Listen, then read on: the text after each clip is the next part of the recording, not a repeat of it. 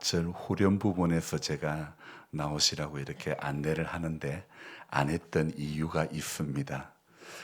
우리 권 집사님께서 여기 얼굴에 밴드를 붙여 오셔가지고 또 혹시나 불편하실까 이 생각도 있었고, 또 하나는 우리 오늘 남 집사님이 양복을 착 빼입고 오셔가지고 성경 봉독을 남 집사님이 하셨으면 참 좋겠다 싶어가지고, 그래가지고 일부러 이제 가만히 있었는데 우리 권 집사님께서 다 나오시니까 어쩔 수가 없지요. 그래서 제가 안 나오시면 오늘 성경 봉독은 남 집사님이 지난주에 원래 하시기로 되어 있는데 못해서 오늘 양복 입고 왔을 때 성경 읽고 그랬으면 좋겠다 싶었는데 괜찮아요.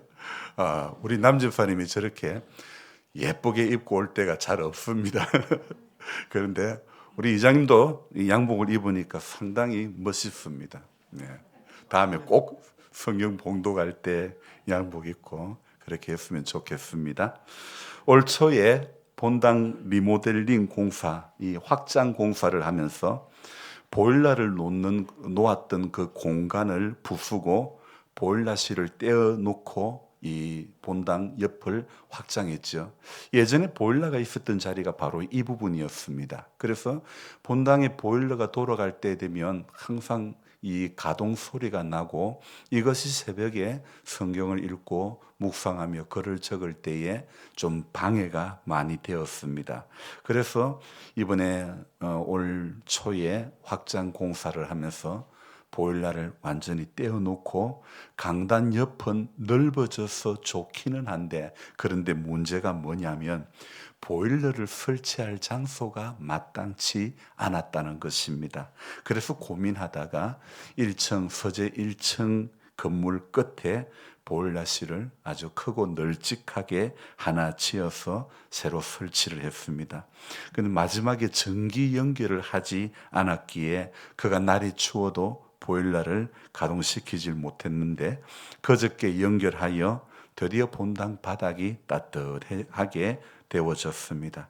저는 이렇게 생각합니다. 아무리 교회를 다녀봐도 우리 교회 예배당만한 교회가 없더라 이겁니다. 예, 맞습니까? 정말 아무리 다녀봐도, 봉사관도 마찬가지입니다. 아무리 다녀봐도 우리 교회 봉사관만한 데가 없더라 이겁니다. 그래서 성도는요, 자랑해야 될 것이 있습니다. 누구 자랑? 하나님 자랑, 예수님 자랑, 교회 자랑을 해야 됩니다. 그런데 우리가 여기서 교회 자랑이라고 하면요, 건물을 가리키는 것이 아닙니다. 건물만 가리키는 것이 아니라, 우리가 교회 자랑한다면 말씀을 전하는 목회자를 자랑할 수도 있어야 하고, 또 이름도 없이 빛도 없이 교회를 섬기는 한 분 한 분을 자랑할 수도 있어야 하고, 또 잘 지어놓고 예쁘게 해놓고 여러분 서로 시기하고 질투하고 싸우고 하면 안 됩니다. 그러면 어떻게 됩니까? 그 교회는 건물만 예쁘더라 이래 됩니다. 그러니까 우리는요, 건물만 예쁘고 건물만 보기 좋은 교회가 되면 안 되는 것입니다. 그래서 우리는 소문이요, 그 교회 가봤더니 건물도 예쁜데 참 예배도 너무 은혜스럽더라 이렇게 되어져야 안 되겠습니까? 지난 여전도 연합회 이 예배를 드릴 때에 이 여전도에 오신 분들이 엄마야 너무 부럽다 이러시는 거예요. 저는 건물이 부러울 것이 아니라 우리 성도님들이 함께 은혜 받고 뜨거운 심정이 되는 것이 정말 다른 안 믿는 사람들이나 다른 교회 분들에게 임기 교회는 뜨겁구나, 뜨거운 교회다, 이런 것을 자랑할 수 있는 그런 교회가 되어져야 될 줄로 믿습니다. 그래서 임기 교회 가봤더니 건물도 너무 좋고 사람들도 너무 믿음이 좋고 친절하고 너무 잘 웃더라. 너무 잘 웃더라. 너무 잘 웃더라. 예, 성도는요, 웃어야 될 때 웃을 줄 알고 울어야 될 때 울을 줄 아는 사람이 되어야 되는 것입니다. 좋은 일이 있어도 웃을 줄 모르고 슬픈 일이 있어도 울 줄 모르고 즐거워하는 자들로 같이 즐거워해야 되는데 또 우는 자들로 함께 우는 것이 교회의 마땅한 모습이라고 생각되어지고 제가 목회의 모토로 생각하는 것이 바로 로마서의 이 말씀인 것입니다. 여러분 그런데도 불구하고 감정이 메마른 채 예배만 참석하는 것이 우리의 믿음이요 감정에 붙들려 사는 것이 아니라 우리의 감정보다 우리를 사랑하시는 하나님 앞에 날마다 사랑을 표현하는 것이 바로 우리의 예배가 그리 되어야 될 줄로 믿습니다. 하나님 고맙습니다.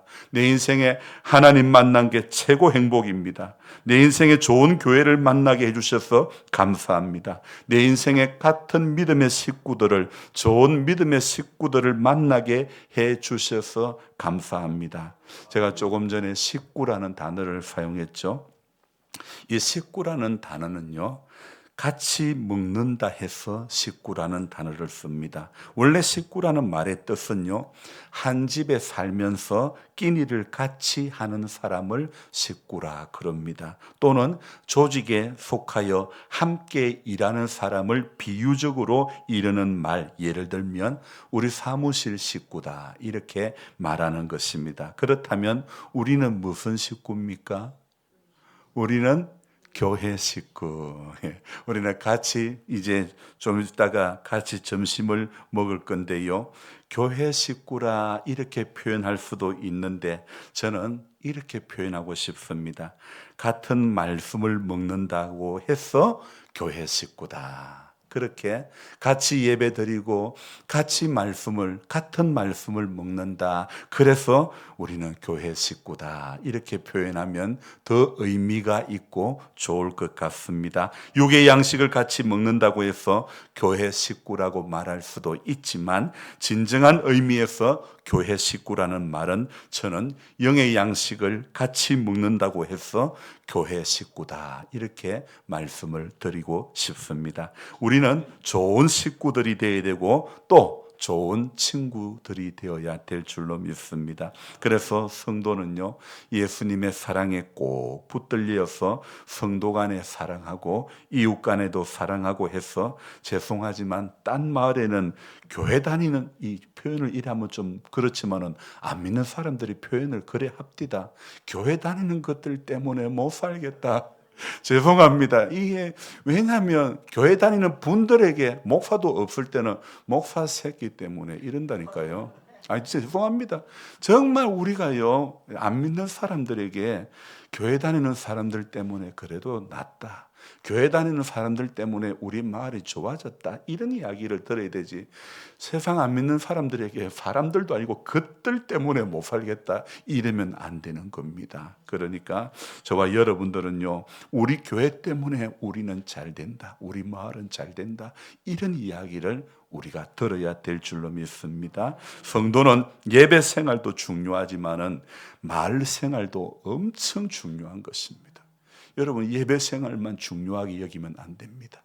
마을 생활도 굉장히 중요하게 생각을 해야 되는 것입니다. 이 말씀은 하나님 앞에 예배를 드리는 것만큼 이웃들에게도 주님께 하듯 해야 되는 줄로 믿습니다. 교회는 그래서 끊임없이 사랑하고 교회는 그래서 끊임없이 기도하고 교회는 끊임없이 섬기고 교회는 끊임없이 예배하고 끊임없이 전도하고 그렇게 끊임없이 예수의 사랑을 증거하는 그런 공동체가 되어야 하는 것입니다. 제가 본당에 보일러를 가동시키니 바닥이 따뜻하고 훈기가 있어서 참 좋습니다. 우리 교회는 예배당이 따뜻한 것처럼 따뜻한 온기를 예수님의 온기를 증거하는 그런 교회가 되어야 하는 것입니다. 본당에는 보일러를 연결했는데 문제는 이 본당을 수리하는데 수고를 한 계속 이 7, 8개월 동안 수고한 우리 윤 집사님 집이 얼마 전부터 또 수리한다고 보일러를 떼어 놓았는데 날은 춥고 그거 연결할 시간이 없는 거예요. 그래서 히터만 틀고 사니까 이게 사는 꼴이 또 말이 아니죠. 본인이 할 줄 모르는 것도 아니고 본인이 할 줄도 아는데 용인 갔다가 여기 왔다가 바쁘다 보니까 정작 내 집은 못하는 거예요. 그래서 최 집사님이 하는 이야기가 우리 집은 언제 하노? 이것이 노래가 되어버렸던 거죠. 그래서 얼마 전에 그 떼어놓았던 보일러를 우리 최 집사님이 며칠 전에 서리가 많이 내려오고 영하의 기온으로 내려갔을 때 다니엘 기도회 때는 어디 안 간다고 했지만은 너무 추워지니까 그만 용인으로 간 건지 신랑한테 간 건지 피난을 가고 말았습니다. 그래서 생각해 보니까 아니다. 우리 윤 집사님 집에 보일러를 연결을 해주자. 그래서 제가 어제는 보일러를 연결을 했습니다. 그래서 결혼식 마치고 저녁에 늦게 내려와서 집에 오보니 온도가 25도라고 따뜻하다고 좋아하는 것입니다.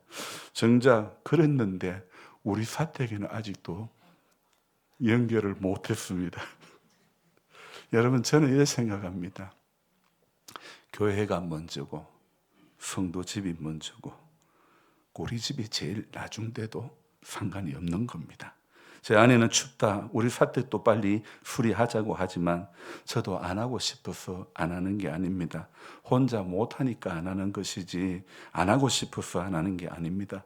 거꾸로 되어가지고요, 사택은 잘 수리해 놔놓고 성도님 집은 엉망이고 예배당은 엉망이다 이러면 안 되지 않겠습니까? 그러니 저는 거꾸로 되어도 감사합니다. 물론 아내에게 좋은 소리는 못 들어서 그럴 수도 있겠지만 그래도요, 감사합니다. 올해 구약 이독을 끝내고 신약 성경을 읽기 전에 약 열흘간의 시간 가운데 이번에 학개수를 읽었는데 오늘로 학개수를 10번째 보는 날입니다. 학개라는 성경이 조금 전에 말한 자기 사택은 자기 집은 잘 수리해 놓고 사는데 예배당은 성전은 황폐하였거늘. 그래서 이렇게 오늘 3절에 여호와의 말씀이 선지자 학개에게 임하여 이르시되 4절 이 성전이 황폐하였거늘 너희가 이때에 판벽한 집에 거주하는 것이 옳으냐. 여기 판벽한 집이라는 것은요, 조각한 판을 붙인 좋은 집, 이런 집을 판벽한 집이라고 하는데요. 그러니까 성전은 이렇게 황폐한데 너들은 좋은 집에 사는 게 그래 좋으냐, 그 이야기죠. 그러니까 이렇게 센 어조로 말씀을 이 학계는 시작을 하고 있는데요.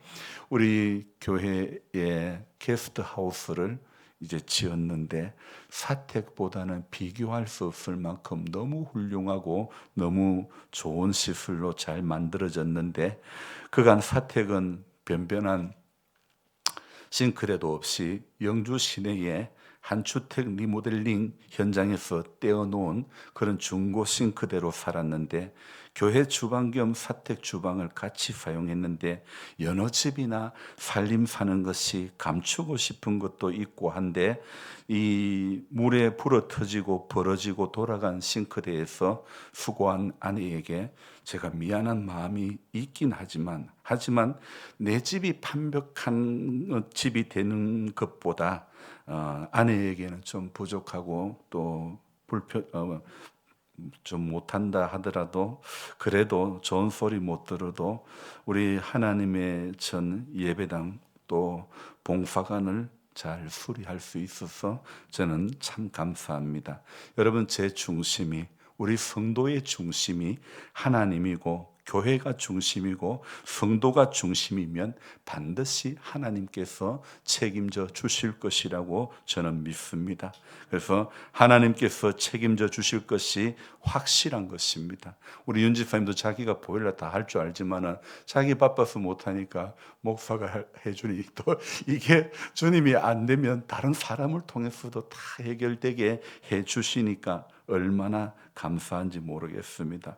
교회는요, 자기만의 판벽한 집을 짓는 사람이 많으면 안 되는 것입니다. 성전은 황폐하게 해놓고 자기 집만 판벽한 집에 거한다고 되는 것이 아닙니다. 항상 중심이 교회이고 또 우리 중심이 하나님이고 중심이 성도인 그런 교회가 잘 되는 교회고 은혜스러운 교회인 줄로 믿습니다. 여러분, 저는 부탁합니다. 목사만을 위한 교회가 되면 안 됩니다. 목사는 하나님이 아닙니다. 하나님을 대신하는 사람도 아닙니다. 목사도 여러분과 똑같이 냄새나는 연약함이 있는 한 사람에 불과합니다. 하나님일 수도 없고 하나님 흉내를 내어서도 안 되는 거죠. 그냥 예수의 가치를 따라 살아가는 한 사람에 불과하는 것입니다. 목사가 특별한 대접을 받아야 하는 것이 아닙니다. 교회에서 가장 사랑이 필요한 사람에게 사랑해 주어야 하는 것이고, 섬겨 주어야 할 사람을 섬기는 곳이 교회이지, 여러분, 교회는 내가 사랑받기 위해서 애쓰는 곳도 아닙니다. 내가 관심받기 위해서 애쓰는 곳도 아닙니다. 우리 주님께서 가장 연약한 지체가 누구인지, 주님의 마음이 향하는 곳을 우리가 함께 보며 함께 사랑하며 함께 섬기는 곳이 바로 교회라는 곳입니다. 이런 모습이 없는 교회는 여전히 아직도 성전은 황폐한데 자기 집은 판벽한, 자기 집은 화려한 집에 사는 것과 같은 것입니다. 우리는 이 학개서의 말씀이 멀리 있는 것이 아닙니다. 바벨론 포로에서 포로 생활하면서 살다가 포로에서 돌아온 유다 사람들이 판벽한 집을 그 유다 사람들만 짓는 것이 아닙니다. 여러분, 고생 끝에 나도 한번 집을 일구어서 살아보자, 예전에 마이카 시대를 나도 차 하나 있었으면, 나도 우리 집 하나 있었으면. 제 아버지는 할아버지께서 야야 이거 팔아가지고 부산에 집을 사라 했는데, 근데 그 당시에는 논 한 마지기 두 마지기 팔면 얼마든 집을 살 수 있었지만은, 아버지는 고집스럽게 우리 아버지가 고생스럽게 일궈놓은 전토를 팔 수가 없다 그러시면서 할아버지 말씀을 안 들었던 거죠. 그래서 이 아버지는 70이 가까이 60 정도 때까지 아버지 집이 없이 우리는 전세를 살고 그랬던 시절이 있었습니다. 사람들이요 다 자기 집을 갖고 싶은 그런 욕망들이 있는데요, 바벨론 포로에서 돌아온 유다 사람들이요 그 사람들만 자기 집에 대한 로망, 자기 집 어떤 완벽한 집 이런 것에 붙들리는 것이 아닙니다. 누구라도 사람은 자기 자신만의 완벽한 집을 짓길 좋아하지, 성전이 황폐해도 그다지 관심이 없습니다. 제가 이웃 교회를 섬기면서 사택을 지어주고 예배당을 지어주고 이렇게 해도 교인들이 교회에 와서 밥해주는 교회는 아무것도 없었습니다.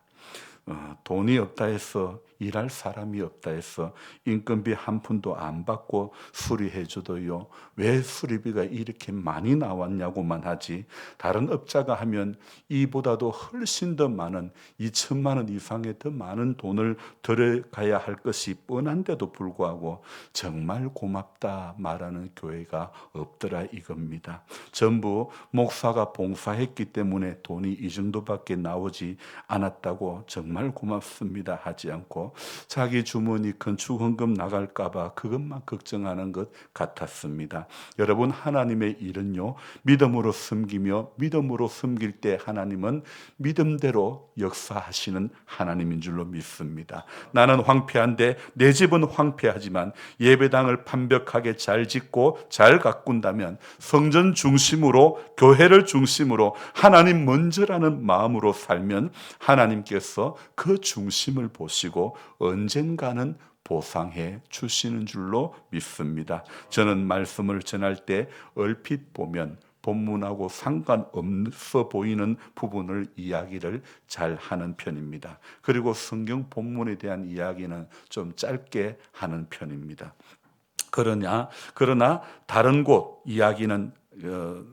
이야기하고 일상 이야기하는 것 같아도 저는 본문과 관련된 이야기를 일상으로 해석해서 말씀을 전하는 것입니다. 성경을 성경으로 해석한다고 여기저기 성경 구절을 많이 찾아 읽어가면서 성경을 주석해서 말씀을 전한다고 해서 다 듣고 다 순종하는 것은 아닙니다. 목사가 설교할 때 본문에 충실하라고 교수님에게 배웠습니다. 하지만 본문에 충실한 것도 중요하지만 저는 일상에서 깨달은 것이 본문을 해석할 수 있게 하는데 훨씬 더 도움이 된다는 생각을 합니다. 그래서 말씀을 적용할 때 일상에서 깨달은 것을 말씀에 적용해 나가는 것을 늘 원칙적으로 생각을 하고 있습니다. 그러니요, 여러분 목사만 잘 알고 있는 성경 내용을 전달하는 것이 말씀을 잘 전달하는 것이 아님을 저는 알았습니다. 우리 성도님들도 충분히 공감이 갈 수 있는 이야기를 우리 성도님들의 일상에 최대한 가깝게 재해석하고 그리고 제 일상에서 그것을 풀어서 여러분들과 함께 나누기를 원하는 것입니다. 여러분, 설교가 성경 지식을 이야기하는 것이 결코 아닙니다. 예수님 설교 소재에는요, 들에 핀 백합화가 등장합니다. 공중나는 새도 등장합니다. 알곡도 등장하고 가라지도 등장합니다. 예수님 설교 소재에는 귀신 들린 사람도 등장합니다. 말씀을 열심히 듣는 마리아도 등장하고 열심히 주님을 대접하려고 준비하는 마르다도 등장합니다. 자신이 제사장이라고 강도 만난 사람을 외면하고 지나가는 그런 사람도 등장하지요. 돈이 더 들면 와서 주겠다고 하는 사마리아인도 등장합니다. 가늠하다가 현장에서 붙잡혀 온 여인이 나옵니다. 이 여인을 돌로 쳐 죽이려고 손에 돌을 드는 무리들도 나옵니다. 주님께서는 아주 심플한 말씀으로 그 돌을 내려놓게 하십니다. 너희 중에 죄 없는 자가 돌로 치라. 주님께서는 조직신학을 가르치신 것도 아니고 우리 주님이 성령론을 복잡하게 설명하신 것도 아니고 그냥 일상의 이야기를 주님은 너무 쉽게 말씀하셨습니다. 밤새 수고했지만은 고기 한 마리 잡지 못했는데 주님께서는 깊은 데로 가서 그물을 던지라고 말씀하십니다. 고기 잡는 데는 베드로가 더 선수입니다. 그런데 주님께서는 고기 잡는 데는 선수인 사람 앞에서도 최고의 고기잡이 멘토가 되어주신 줄로 믿습니다. 주님께서 산 위에서 말씀하십니다. 심령이 가난한 자는 복이 있나니 천국이 그들의 것이며 애통하는 자는 복이 있나니 그들이 위로를 받을 것이며 온유한 자는 복이 있나니 그들이 땅을 기업으로 받을 것이며 의에 줄이고 목마른 자는 복이 있나니 그들이 배부를 것이며 긍휼히 여기는 자는 복이 있나니 그들이 긍휼히 여김을 받을 것이며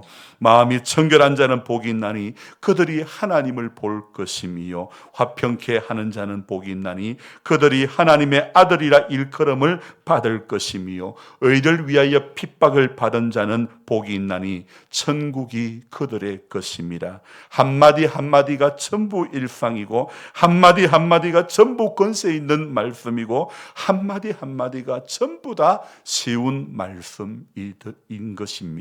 여러분, 우리도요, 우리 일상에서 주님의 음성이 들려지는 쉬운 주님의 음성이 들려지는 은혜가 있기를 소망합니다. 여러분, 신앙은요 결코 복잡한 것이 아닙니다. 여러분, 우리는 예수를 복잡하게 믿으면 안 되는 것입니다.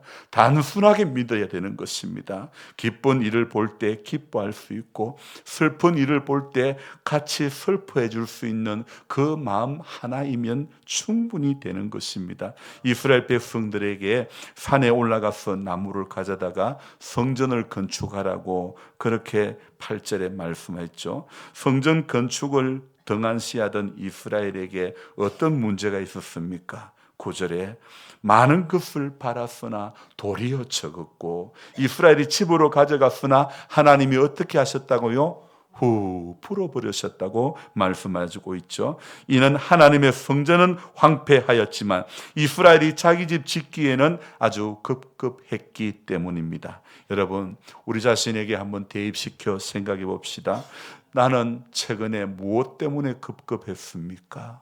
나는 무엇 때문에 바빴습니까? 무엇 때문에 분주하며 하나님 앞에 말씀과 기도와 찬양 예배하는 시간을 드리지 못했는지, 여러분 내가 무엇에 붙들려서 참된 예배자로 서지 못했나 우리는 생각하며 돌아보아야 될 줄로 믿습니다. 나 자신은 나의 건강, 나의 집, 미래를 위해서 신경 쓰면서 사실 내가 정말 놓쳐서는 안 되는 것, 정말 붙잡고 날마다 우리가 거기에 붙들려 살아가야 되는데 우리가 정말 그것에 그 중요한 것을, 최고로 중요한 것을 놓쳐버리고 우리가 우리 자신만의 완벽한 집을 짓기 위해서 수고했던 어리석음이 우리가 무엇인지를 발견해야 되는 것입니다.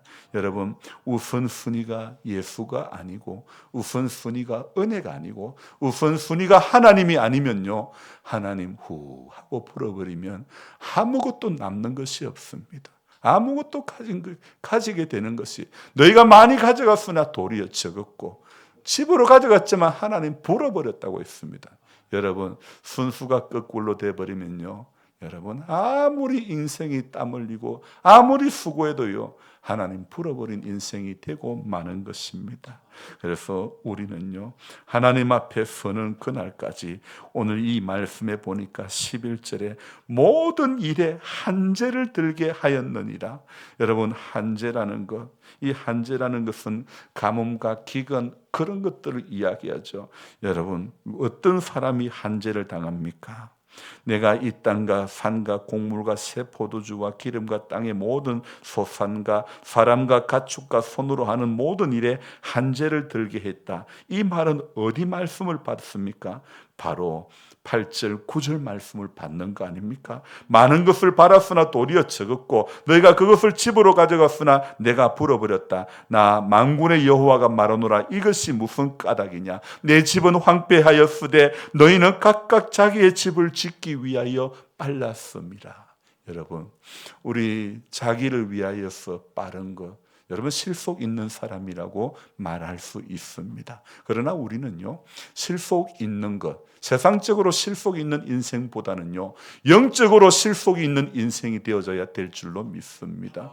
그래서 예배당은 나오는데, 예배는 드리는데, 예수는 믿는데 영적으로는 실속이 하나도 없는, 그럼 다른 말로 하면 열매는 하나도 없는 어리석은 자가 되면 안 되는 것입니다. 저도 마찬가지입니다. 저도 부족한 것이 너무 많아서 새벽에 처음에는요, 우리가 새벽 예배 드리고 마지막에 주여 삼창할 때 저도 이거 꼭 해야 될까 이 생각했는데, 지금 생각해 보니까요, 그래서 좀 부끄럽기도 하고 했는데 지금 생각해 보니까 언제 그때 주여 소리치면서 주님의 이름을 부르고 그렇게 기도할 때 아니면 언제 주님을 찾겠냐 이겁니다.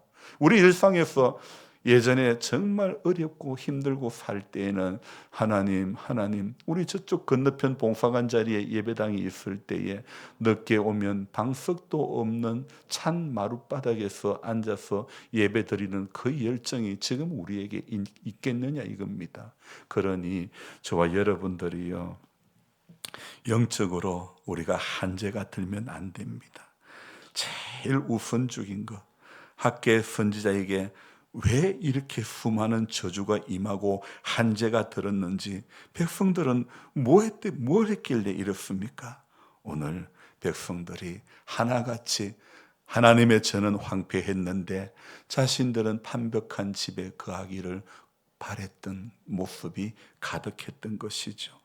제가 우리 사택이 화목보일러를 연결을 했지만은 연기가 많이 들어오고 한 해만 뒤에 지나면 이 지열 보일러가 들어오기 때문에 한 해만 더 참자 이제 이런 생각을 해보지만은, 그래서 우리 같이 봉사관하고 같이 연결되어 있기 때문에 우리 성도님들이 또 식사하는데 추울까봐 오늘 아침에도 화목보일러를 피운다고 피웠지만 화목보일러만 돌리면 물이 새고 왜 이렇게 물이 셀까 생각했더만 오늘 아침에서 또 그 이유를 발견했습니다.